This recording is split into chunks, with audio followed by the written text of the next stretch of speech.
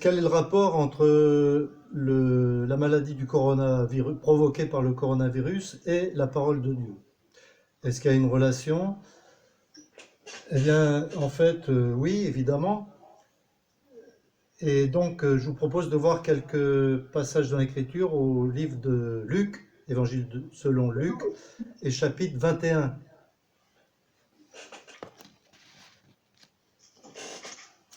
Luc 21.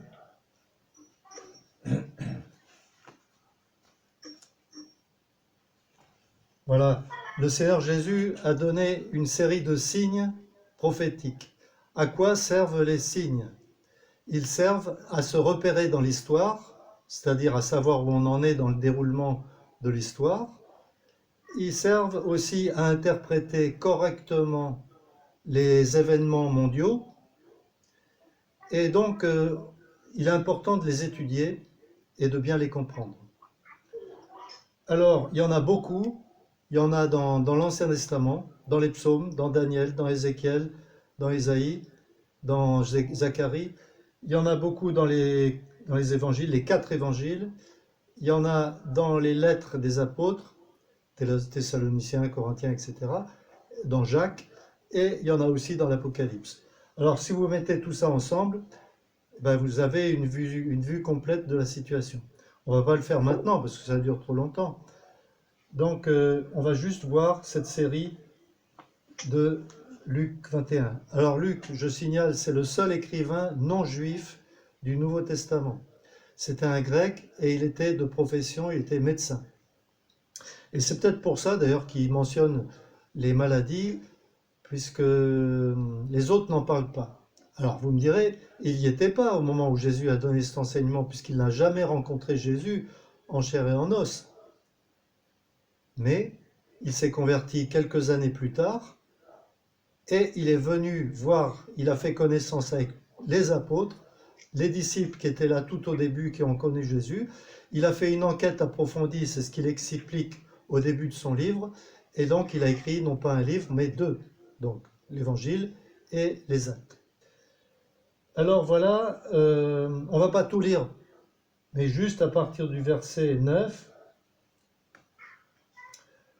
Luc 21, verset 9 et la suite.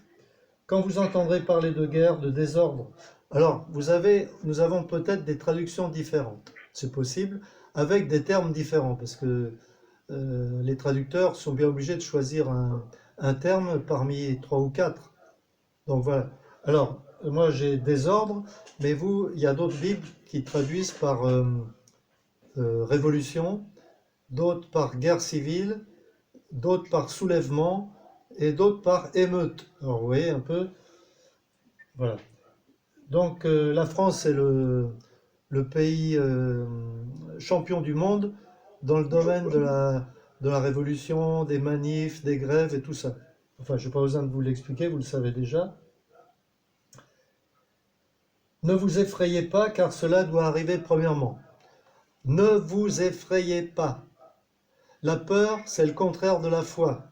Si j'ai peur, c'est que j'ai pas confiance en Dieu. Si j'ai confiance en mon Père Céleste, qui est tout-puissant, eh bien, je n'ai rien à craindre. Pourquoi? Parce qu'il veille sur nous. Il nous protège. Nous sommes sous la protection du Tout-Puissant, pas de n'importe qui. Le Tout-Puissant, il s'appelle El Shaddai.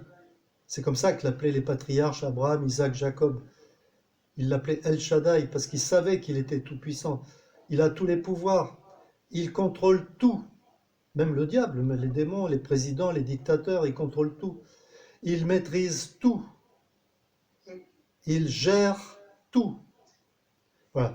Et quoi qu'il arrive dans le monde, par exemple une chose très mauvaise, une guerre ou une épidémie, un tremblement de terre, enfin bref, ça ne peut pas arriver si ce n'est pas Dieu qui l'a autorisé. Voilà, donc, par la suite, il dit, ce ne sera pas tout de suite la fin. Donc, et dans Matthieu dit ceci, il dit ça, c'est seulement le commencement des douleurs. Le mot douleur, c'est un terme concernant les femmes enceintes. Voilà. Elles ont des douleurs, des contractions qui font mal, et les contractions se se rapprochent de plus en plus et sont de plus en plus fortes. Eh bien, c'est le même mot que le Seigneur Jésus a employé. C'est-à-dire que là, nous avons des catastrophes de toutes sortes, des guerres, etc. Mais elles arrivent, elles sont assez espacées, de quelques mois ou de... Là, par exemple, il y a eu un tremblement de terre aux Philippines il y a quelques jours, mais on en parle, les médias n'en parlent pas parce que c'est pas important. On nous bourre la tête seulement avec le coronavirus. Mais il y a l'Afrique et les pays arabes sont envahis par des millions et des milliards de sauterelles qui dévorent tout, tout, tout, tout, tout. Et ce sont des gens qui dépendent pour leur nourriture, ils ne dépendent que de leur récolte. Si la récolte est bonne, ils ont à manger. Si la récolte est mauvaise, eh ben, ils n'ont rien à manger. Voilà. Mais ça, on n'en parle pas parce qu'on s'en fiche, c'est en Afrique, voilà, ça ne nous concerne pas, et tout ça. Bon, je ne vais pas trop dire de mal des médias parce que vous êtes déjà au courant de tout ça. Je parle là des médias sponsorisés par l'État, hein, subventionnés par l'État. Donc, vous entendrez, ça ne sera pas tout de suite la fin. Alors il leur dit, une nation s'élèvera contre une nation et un royaume contre un royaume. Alors le mot nation, c'est le mot grec ethné qui veut dire pas un pays, mais ça veut dire un groupe ethnique. Par exemple, il y a beaucoup de conflits qui sont des conflits ethniques, surtout en Asie et en Afrique. Et un royaume contre un royaume, bon ben ça c'est carrément une nation, un pays contre un pays. Il y aura des grands tremblements de terre, effectivement. Il y en a eu des grands, ils sont de plus en plus meurtriers parce que on construit des blocs, des bâtiments où il y a beaucoup de gens qui habitent dedans, donc quand ça s'écroule, ça fait tout de suite beaucoup plus de dégâts. Et puis par endroits, il y aura des pestes. Des pestes. Le mot peste, c'est le mot grec loimoi, qui veut dire tout simplement Salut René, je t'avais pas vu. Bonjour Pierre. Voilà. Eh bien, il y aura donc des maladies. Alors, là, Louis II a traduit peste, mais si vous avez une autre traduction, par exemple, je pense à la David Martin, c'est des épidémies. La Alfred Kuhn, c'est-à-dire Parole vivante, c'est aussi épidémie. Et puis dans la Bible juive, c'est des maladies contagieuses. Voilà, ouais. On peut le traduire différemment, tout ça veut dire la même chose. On est en train de lire ça dans Luc 21.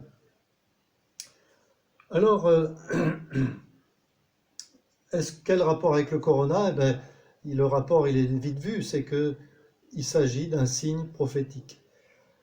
Je ne suis pas très âgé, je n'ai pas connu la dernière guerre mondiale, mais je peux vous dire une chose, c'est que je n'ai jamais vu de ma vie de faire la queue devant un magasin pour acheter à manger. Je n'avais jamais vu ça.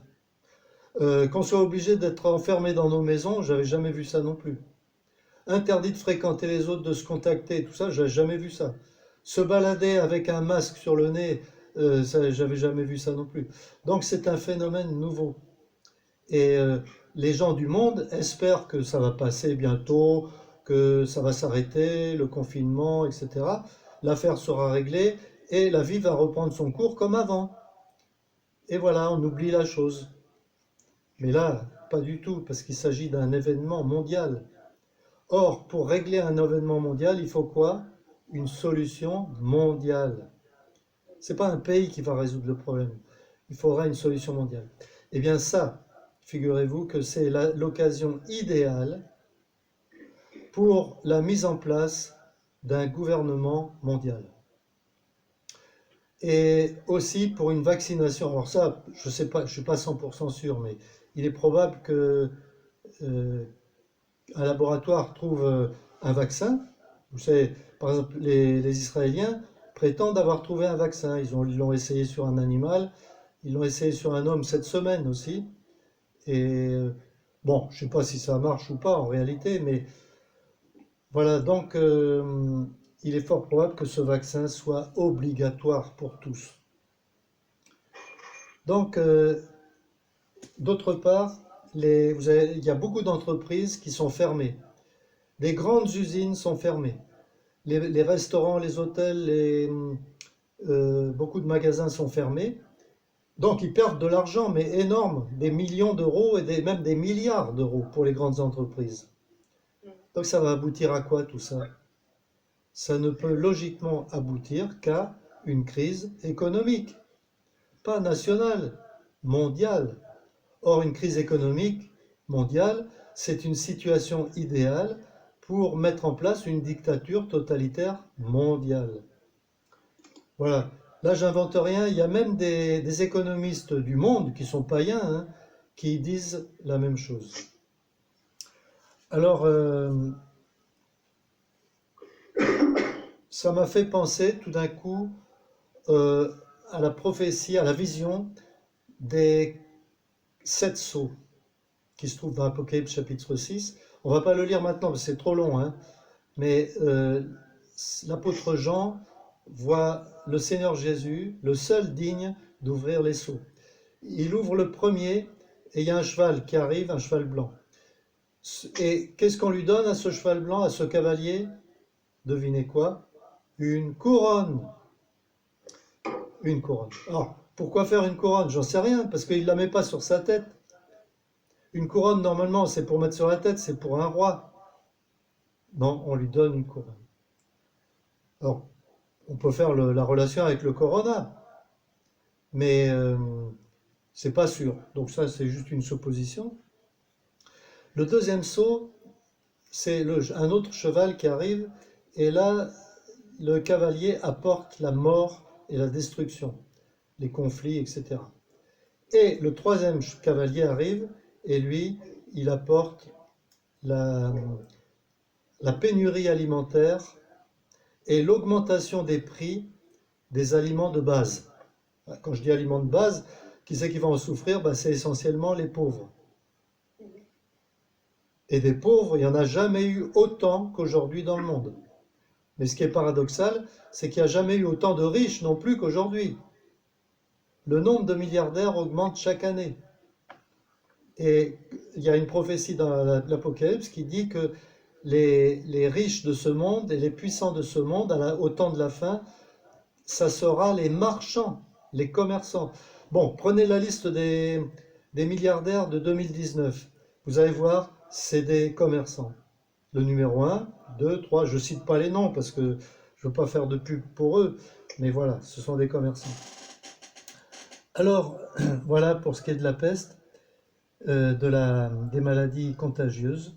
Et puis, vous voyez, juste après, c'est écrit, il y aura aussi des famines, dans Luc 21, verset 11. Des famines, c'est normal. Et donc là, il y a l'invasion des sauterelles, mais il n'y a pas que ça. S'il y a une crise économique mondiale, ça va être terrible. Donc, il nous dit, ne vous attristez pas, ne vous affolez pas, tout ça. Ça, c'est seulement le commencement des douleurs. Donc, si on s'affole maintenant pour le commencement, qu'est-ce que ça va être après? Tu vas être coupé, Pierre.